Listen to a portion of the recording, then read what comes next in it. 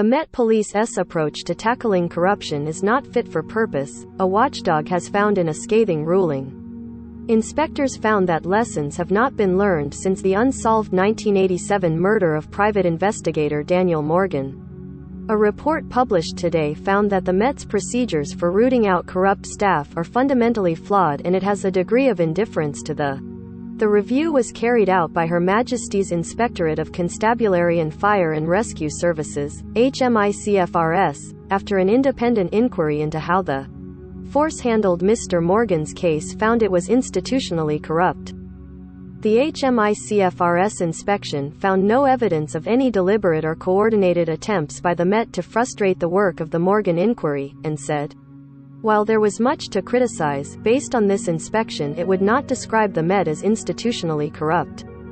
Inspector of Constabulary Matt Parr said that the Met had sometimes behaved in ways that make it appear arrogant, secretive and lethargic.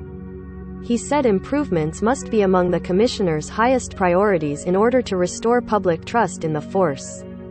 Outgoing Met Police Commissioner Cressida Dick, Image, Anadolu Agency via Getty Images. He said, "It is unacceptable that 35 years after Daniel Morgan's murder, the Metropolitan Police has not done enough to ensure its failings from that investigation cannot be repeated. In fact, we found no evidence that someone, somewhere, had adopted the view that this must never happen again.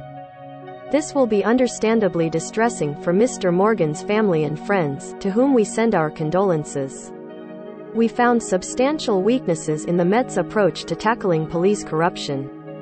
From failing to properly supervise police officers who have previously committed offenses, to inadequate vetting procedures, and much more besides, it is clear that the current arrangements are not fit for purpose. The Met's apparent tolerance of these shortcomings suggests a degree of indifference to the risk of corruption. The watchdog found, in the last 2 years, the Met recruited people with criminal connections and more than 100 people who have committed offenses. Some of these decisions may have been justifiable, but the force failed to properly supervise these people to lessen the risks. Property and exhibits procedures were dire. Hundreds of items were not accounted for, including cash and drugs. In one instance, the security access code for a property store was written on the outside of the door.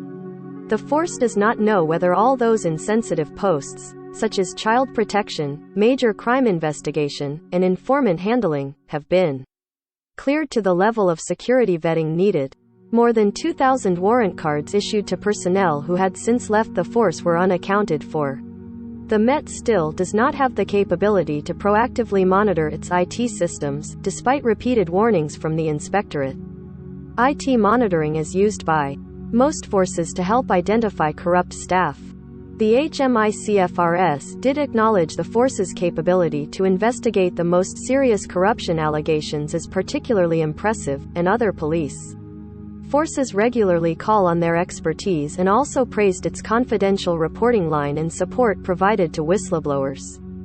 The report raised serious concerns about the way the Met deals with corruption. File Image, Getty Images.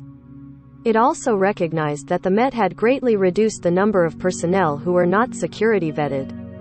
The inspection also found no evidence of any deliberate or coordinated attempts by the Met to frustrate the work of the Morgan inquiry.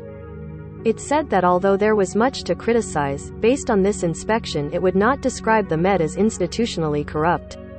Last week Mr. Morgan's family, who are suing the Met, claimed a culture of corruption continues to flourish at the highest ranks of the Met. It came as the force continued to reject findings that it was institutionally corrupt, instead insisting it can be the police service that London deserves in. Said Londoners should be reassured by our work as it promised to keep trying to solve the killing in the car park of the Golden Lion pub in Sydenham, South East London. Police pursued thousands of lines of inquiry and conducted 6 extensive investigations into Mr. Morgan's death, while numerous independent assessments in 5 forensic reviews have already been carried out.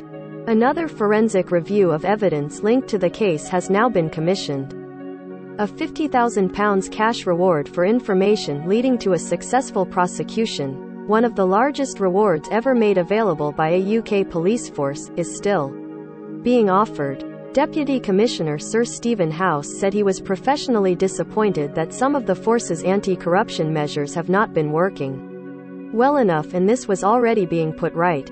But he added, "There are some areas where our judgment is different from the police inspectorate.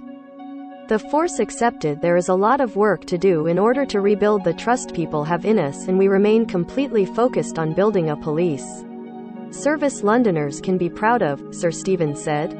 Read more. St. Helens dog attack.